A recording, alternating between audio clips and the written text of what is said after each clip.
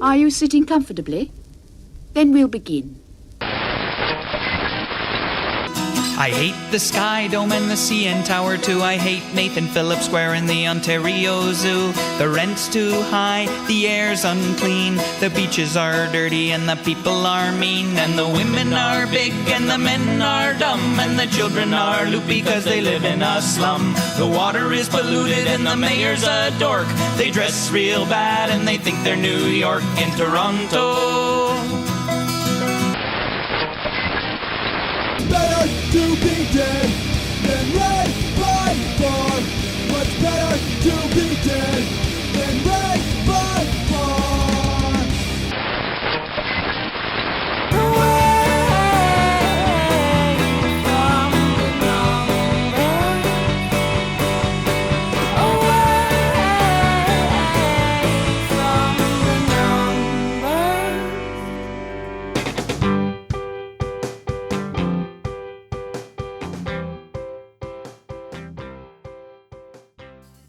Well, hello again, and welcome to episode 97 of There's Still Time, the AFTN podcast.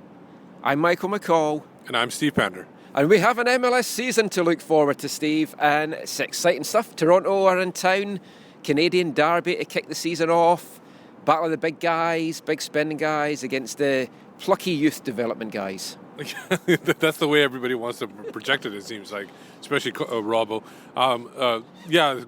Obviously late Wednesday. It was Wednesday, right? Yeah, Wednesday. Wednesday evening. The CBA deal was done. Yeah, completed, and it actually kind of came as a surprise to me, and it didn't look good earlier on Tuesday. We happened. We obviously will introduce some pieces later on, but we were recording a podcast on Tuesday. At first, we talked about it. Then some news came out. Then we had to re-record something at the beginning, and then we're totally scrapped that because the deal came through. Yeah, it was just weird the way it worked out. Really, I didn't think a deal was going to get done, I have to say. And partly the players voted 18-1 to strike on Tuesday night. That was relayed to the owners on Wednesday morning.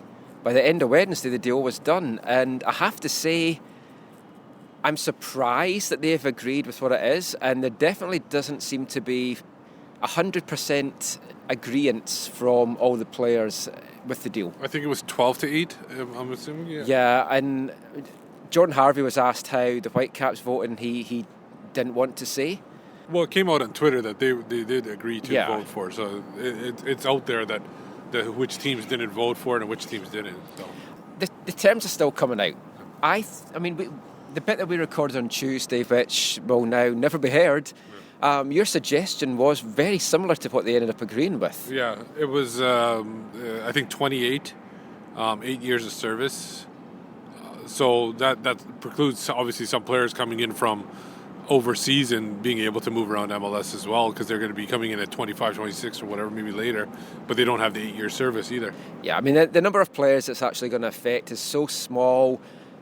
The owners have won, I feel. Yeah. Stephen Caldwell had said on Tuesday that he felt the players caved in a little bit too early in 2010. No one's saying that this time, but you kind of have to feel there's going to be a lot of the senior players in the league that are going to think that they caved in a bit too much. I thought, 28 for me, 28 years old makes sense. I have no problems with that. 5 or 6 years service in MLS for me should be enough. Yeah, that should be what it is. But I think, take away free agency, I think one of the most important parts of the deal was raising that minimum salary up to $60,000, because that gives a lot of players the ability to actually live off the money, what they're making in soccer, and not have to worry about getting part-time jobs in, say, the off-season, even though there's not much of an off-season for them either. I want to know what Marco Carducci is going to spend all this new money on now.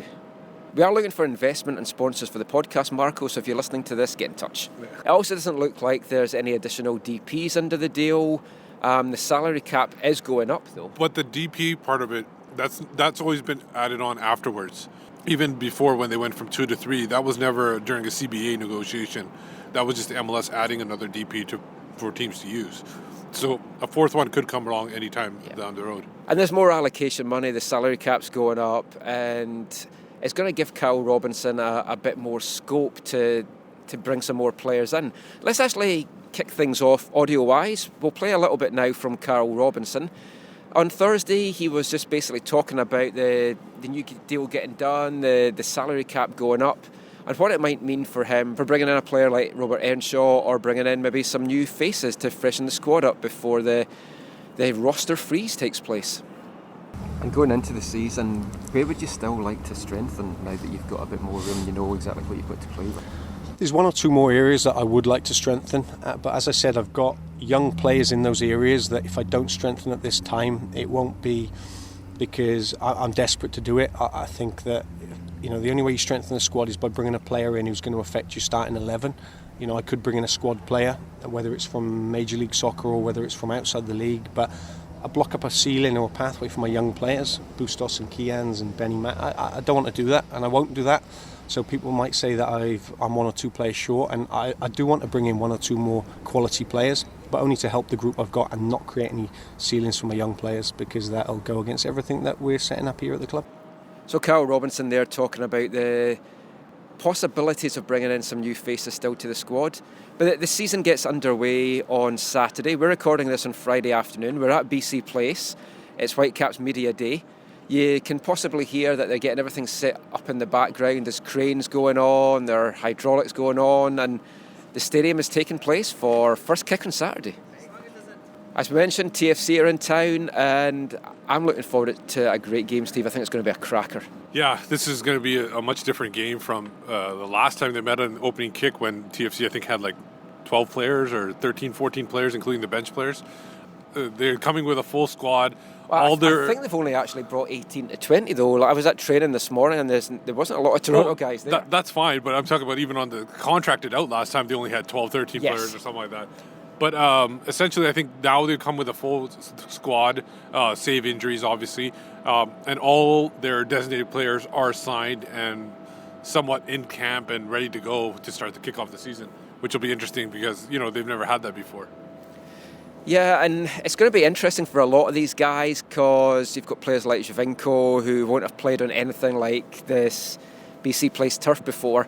And that was quite a theme at Toronto training this morning. A lot of the players spoke about the turf. They didn't quite like it. Jozy Altidore didn't like it. Steven Caldwell asked if it was good, and he just replied in his nice Scottish brogue, nah. And it could be something that has an impact in the game tomorrow. Yeah, it could play with their minds, and they're not sure because they probably know. It's always in the back of people's minds that when they're playing for the first time or haven't played in a while on turf, that you can get an injury on this very easily. They're going to be more careful when they're playing. For me, though, I think one of the big things for the game on Saturday is going to be the physical approach of it. Kyle Robinson described it as it was going to be a feisty affair, he said on Thursday. And I expect it to be a battle. I think when you've got players at the back of the Whitecaps like Ka and Waston, they can't play any other way, and it's great to see. I want them to make their mark on Toronto early on. I want them to let the likes of Altidore and Giovinco know that they're there, make them think, go through them. If they can go through them without getting an early booking, all the better. But just be physical. And I think that could be a key aspect of it. And Giovinco, because he's not going to be playing right up where their centre backs are. I think a guy like Laba and Tybert, if Tybert is the one that's starting over Kofi, which seems like the case, especially starting the season, if one of those guys could get under Giovinco's skin, that would be impressive because Tybert's done that in the past, and especially remember last year against Robbie Keane. Oh yeah, he's the kind of player that likes to do that, and it's like Laba as well. It's like you're not going to mess with Laba. Toronto have Bradley in the middle. I mean, it's going to be battles all round. And let's play a little bit of audio now. We've got some audio from Toronto's training. So we'll kick things off with Jozy Altidore. So he's just going to talk about coming to MLS, playing in Vancouver, playing in Canada, how he never thought he would ever be playing in Canada 5 years ago, and what he's expecting from Saturday's game and the physical battle that might be in store. So here's Jozy Altidore. We intend to come here and compete and try to take 3 points. Obviously, that's the goal. Anytime you want to start a season, you want to start on the best foot possible. So that's our goal tomorrow. Where do you rank this turf? And you've played on turf before. Where do you rank this surface compared to others? Not the best. I mean, it's dry, and hopefully they put some water on or something to help the ball move faster. But it's not that great. Now, Vancouver's got a couple of very physical centre backs. How do you play against someone like that who might want to make a mark on you quite early in the game? It's part of it. It comes with it. We're all used to playing against physical players, so it'll be nothing different, I'm sure, than what we've come up to against in the past. Jozy, when you decided to come to Toronto FC, how aware of you were the fact that you would be put in the position of waving the flag for Canada and what that meant?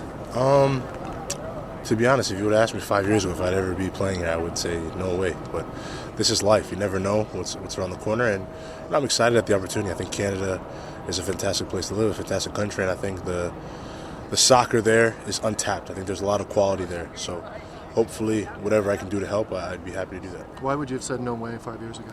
Just I never thought I'd be. I've only been to Canada one time for the Under-20 World Cup. I just never imagined, myself being here. And like I said, that's life. Things come unexpected, and it was a huge blessing for me to come here. What are you expecting tomorrow in Vancouver? You probably know sports. A couple of center backs. You term them mean. You expect a chippy game? Do you expect your ankles to be clipped? What are you expecting?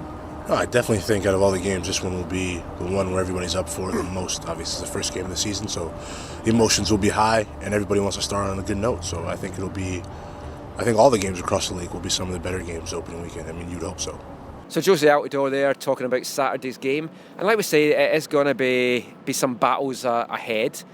I think a lot of the game is going to be won and lost in both penalty boxes, and obviously that goes without saying. I mean, obviously games and goals are scored in the penalty boxes, but what I'm meaning is the battle between centre halves, centre backs, I guess you call them over here, at set pieces. Corners, free kicks into the box, long balls into the box. Toronto's got Caldwell, who likes to mix it up a bit. And they have that new guy who's I can't remember his name right now for the life of me, but he's played in Portugal, Spain, France, places like that. And I think he will be an improvement over Daniel Henry last year. Yeah, I mean, he's going to be a physical guy as well. So you've got those guys going up for corners and defending corners for TFC. Against Ka. And then you've got Boston Ka, Jordan Harvey as well. Yeah. It's like you've got these guys then going up against him, and that's going to be a fantastic matchup to see.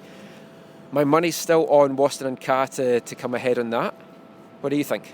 I think Caldwell obviously is. I'm not sure how healthy he is because he's coming off that injury from last year, that end of the season, and then the center back I can't remember the name of. He's obviously new to this, so definitely depending on his style of play and what he did back in Europe.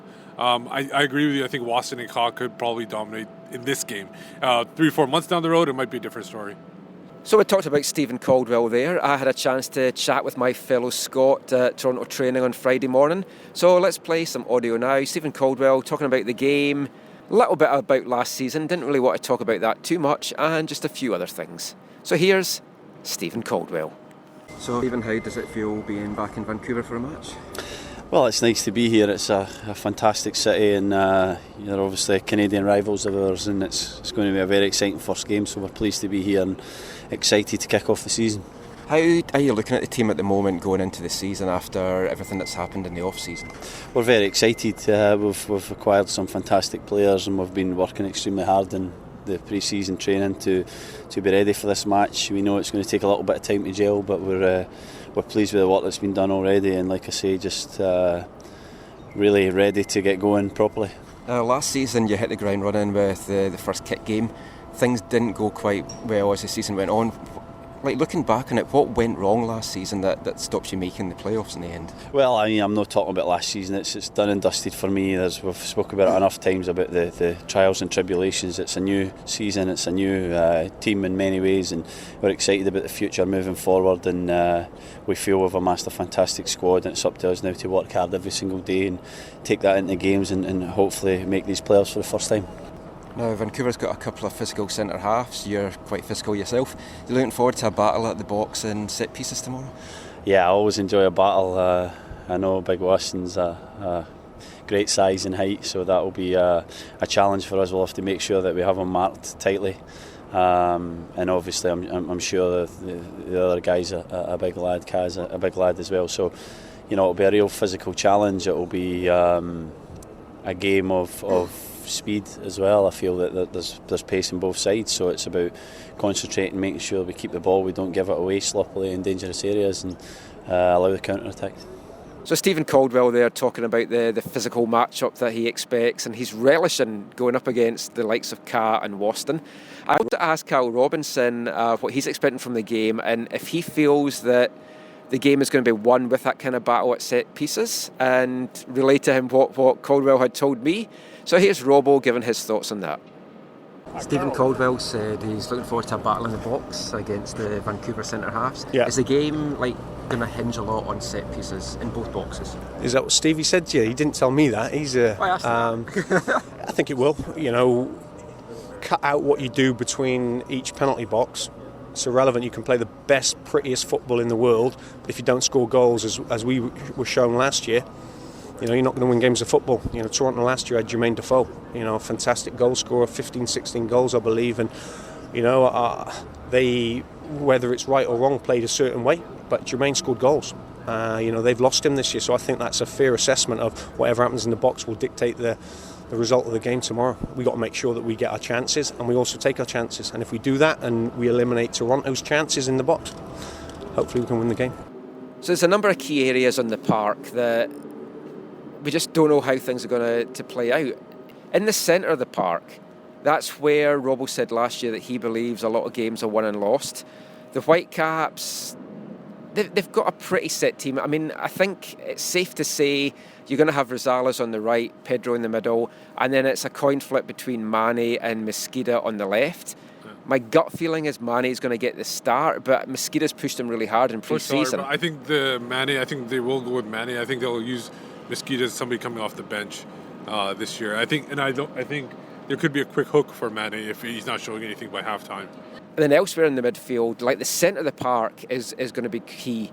And I think a Michael Bradley, Matthias Laba matchup, or Bradley against Tybert, that could be something that wins the game for either side. I think Bradley will be a key. I think with the addition of Giovinco and another new guy who I can't remember the name of for the life of me, they're more a solid midfield. And I think Bradley will have less to do. He won't have to carry some of the younger guys that he had, or less talented guys that he had last year. So it'll be a little bit more freeing role for him as well. So it might be even could be better than last year. And Michael Bradley seemed really relaxed at training this morning, a smile on his face. He seemed different and more at ease with himself than he did when we chatted to him last year. That's a worrying sign in itself, because he is a good player. I don't rate him as highly as a lot of the guys seem to do just because he's American. I think he gets a bit of a pass sometimes. I don't rate, considering what they paid for him, I don't rate him at that level. But he is a solid player, and for MLS, he's one of the top, I think, players in there. And the battle that he is going to have with Tybert and Laba is going to be good to see. So let's hear a little bit now from Toronto's captain, Michael Bradley, just setting the game up for us. Yeah, we're really excited. Obviously, it's been a complicated few weeks just in terms of everything that's been going on in the background. And I know that everybody around the league is just excited now to put that part behind us and get back to concentrating and doing what we love, which is stepping on the field and giving everything we have to play well and to win. How confident are you feeling right now with the balance of this team? Yeah, we're excited about the group that we have for sure. I've said it a bunch of times since I've been back, since I came back into preseason. We've improved for sure. It's not going to guarantee us anything tomorrow. We know that. There's a lot of good teams in the league. Every game, especially when you go on the road, is very difficult. And I think it's important for us to keep that humility and keep that mentality. And if we're able to do that and then combine our quality and the way we want to go about things, I think this can be something special. How do you temper the nerves and excitement that comes with build-up in that first game? You want to use them in every way possible.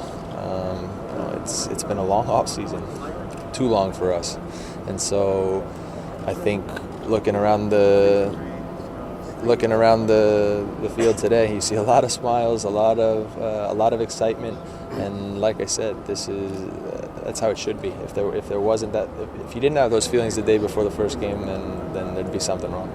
Greg said he was going to talk to the new guys on the team, and I'm sure they understood what this game means to Canadians, TFC fans. Does this game feel like it has a little something more? Yeah, for sure. In talking to the new guys, you want them to get a feel for everything, you know.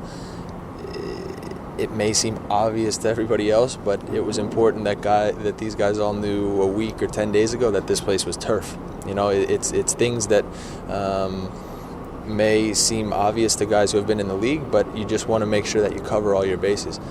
And so, you know, when you talk now about what it's like playing in Vancouver, certainly the feelings between the two clubs, the two cities, it's important that every guy who walks through the doors into our club understand what goes into it. What are you expecting from the game tomorrow? A physical battle or more kind of skill pace? They're a physically talented team for sure. I think in their good moments they play good football and they like to be able to pass and move. But I think you have to respect their ability athletically to try. You know, they really try to dominate games in that way. And so I think when you look around the field for them, they have size, they have strength, they have pace. And so that's certainly something that we have to respect and really make sure that we understand is a real threat to us. So you were part of the CBA talks. Was there any time when you thought that a deal might not get done? And can you just describe what it's like being in that negotiation room? Yeah, there were a number of times when I think we all thought that we weren't going to be playing this weekend. It's been a long process, you know. In every way, preparing our union, our group of players to be ready for what was going to transpire this last week. This last week has felt like an eternity. You know, I was only in DC Monday, and then came back and was in Toronto with the group. I mean, Joe and Stevie were there all week, and I can only imagine how long it felt for them. There's a lot that goes into it from every angle. The players, the league, the owners, and in the end, I feel that there probably isn't anybody who thinks it's a perfect deal on any side. But at the end of the day, it's done. It's behind us. It still is a deal that allows for football to be played and for the league to continue to grow. And at the end of the day, that is, you know, that's what matters most. The fans are the real winners. There's games. The league gets to continue to grow. Players get to continue to play. And like I said, we move on. At the end of the day, whether you were completely happy with the deal, whether you weren't, whether you're a player, an owner, whether you're in the league office, at the end, it's all about moving forward, and everybody has to do their part to continue to push things forward. So Michael Bradley setting up the game there. Before we kind of give our predictions on how we think this game is going to play out, let's hear a little bit now from both coaches. So we're going to hear from Toronto coach Greg Vanney first of all, and then we'll hear a little bit from Whitecaps coach Carl Robinson.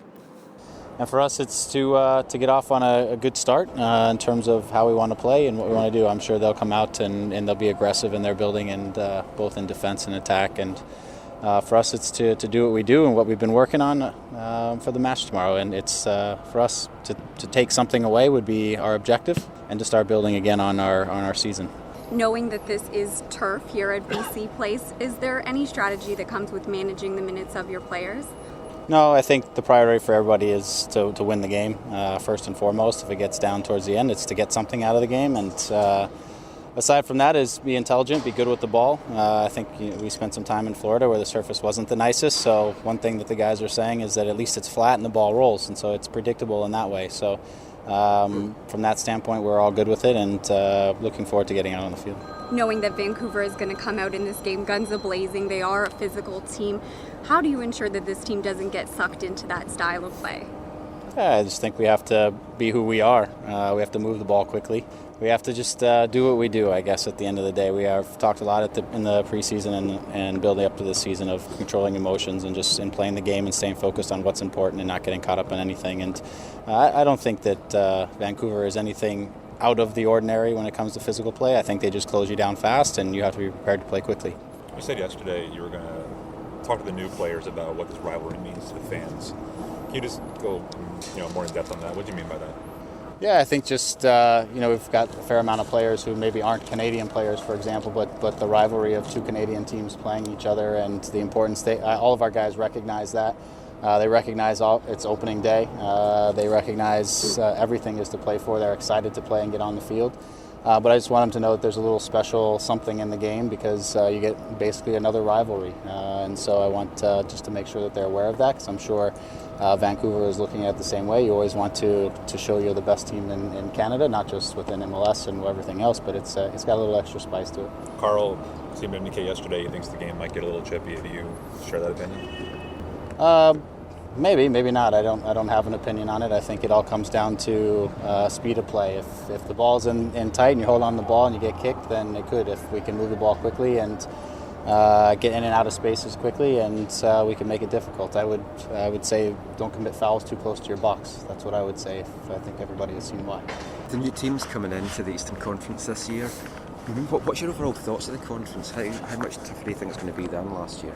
It's tough to say. We'll see once those teams sort of get into the year. I think they had some big signings, but it's not easy to get a group to mesh quickly, and the league has its unique challenges, and so I'm not sure we really know what those two teams will be ultimately about until the league really gets going, and we'll see where they're at. But it should be interesting. I mean, we just have to focus on ourselves and improving. We think we have the quality to make a run at this thing at the end, and if we focus on ourselves and improving sort of our style and our vision of the game, then we'll take a look at the other teams as they arrive week by week.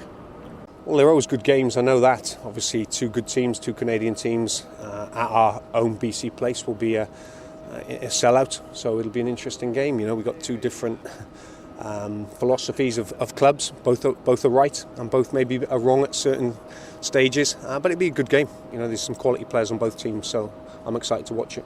I think we need to get after them. I think obviously they're travelling to the West Coast. When you're playing away from home, you need to keep it tight in the first 20 minutes. I'm sure Greg will be in that mindset. We need to try and get our crowd behind us. We will get our crowd behind us, and we need to play on the front foot. If we do that, we've got a young team, so we can run from the first minute to the 90th minute, and we're going to need to do that if we want to get results tomorrow. You're not going to obviously detail fully your strategy for handling Giovanco, but a little guy like that who buzzes around, how do you go about defending him? You've got to eliminate space, haven't you? I likened him yesterday in my meeting to Kakuta, and Kakuta come back and said to me he thinks he's 3 inches bigger than Giovinco, which I thought was quite funny. He's a top player. He's a world-class player. Obviously, that's why he's paid the money he is. We've got to make sure that we stop him. We get not under his skin. You don't let good players play. I've got good players in my team, and if you let them play, they can pick you off at will. So we'll have to do our defensive jobs, but we'll concentrate on us and what we can do with obviously the defensive responsibilities. But it'll be a big part of tomorrow's game if we're going to win the game, dealing with him. And do you expect to go unbeaten against Eastern teams this year? Again? That would be nice, wouldn't it? Maybe if we go unbeaten against Western teams, that might be nice as well. Whole season? Oh, yeah, maybe. Arsenal. According to Mark Weber, we'll probably do that. So we've had the Toronto and Whitecaps coaches and players setting the game up there for us. Let's give our predictions. What do you think's going to happen in this, Steve? Is it going to extend the Whitecaps' 13-year unbeaten home opener record? I would like to say yes, but I'm going to go with stats here, and I'm going to say it'll be a draw. Well, they'll still be unbeaten then. Yeah, they'll be 14 years unbeaten. But I'm talking about MLS. I was going back to MLS, like the opening kick, every one they've won so far. This one, I think they will draw, and I think it'll be 2-2. I'm going to go for a fiery affair, very feisty, lots of hard tackles early on. If the Whitecaps can keep 11 players on the pitch till the end of the game, I'm going for a 2-1 Whitecaps win. One of those goals will come from Waston or Ka from a corner. I'm confident. Getting really specific there. I know. I thought we'll just up this. We'll be a little bit more specific for this season. Yeah. So that's it for another episode of There's Still Time. Thanks for listening as always. Steve, if you just want to tell everyone where they can find you online. You can find me on Twitter at WhitecapsBeat and occasionally writing for the news site AFTN.ca. Now, Michael McCall, you can find me on Twitter at AFTN Canada. Read all our stuff, AFTN, our new website, AFTN.ca, also still on CanadianSoccerNews.com. I'm also the Whitecaps beat reporter for MLSsoccer.com, so you can read all our stuff on that. So looking forward to this season ahead. I think it's going to be a good one for the Whitecaps. I'm confident they're going to make the playoffs. I think they're going to do well in the Champions League. I just feel their makeup for this team is kind of made for it. So a lot to look forward to, and it all gets underway on Saturday. We'll be back with our Toronto post-game show. And until then, thanks for listening. Take care. And as always, mon the Caps. When you're listening on some far-flung corner of the globe to the World Service of a Saturday afternoon, crackly reception, interference, cosy, marvellous. Somehow comforting, isn't it? You know, legendary names, fathers and sons on the terraces, cheesy peas at half-time, pint for dad, mum's at home making the tea. Oh, everything's all right with the world, isn't it? Saturday afternoon is football.